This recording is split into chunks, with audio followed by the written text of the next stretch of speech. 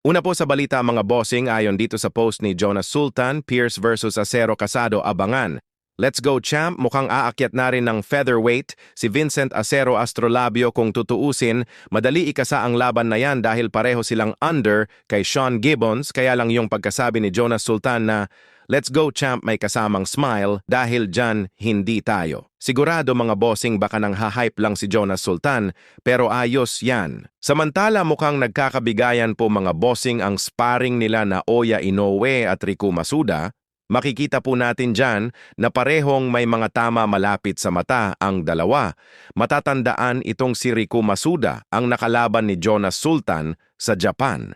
Kung saan tinapos lang si Sultan ni Masuda sa loob ng round 1, mukhang malakas talaga si Masuda mga bossing.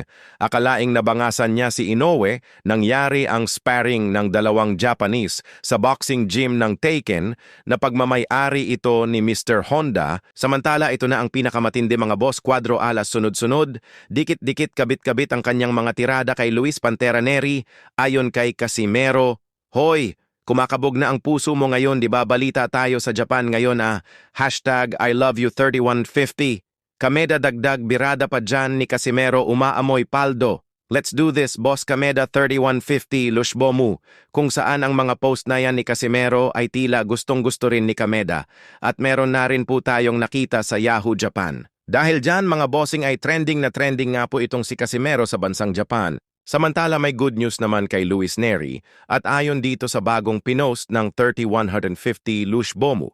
Pumirma na daw sa kanila ng co-promotion na kasunduan ang former 2-division world champion na si Luis Neri.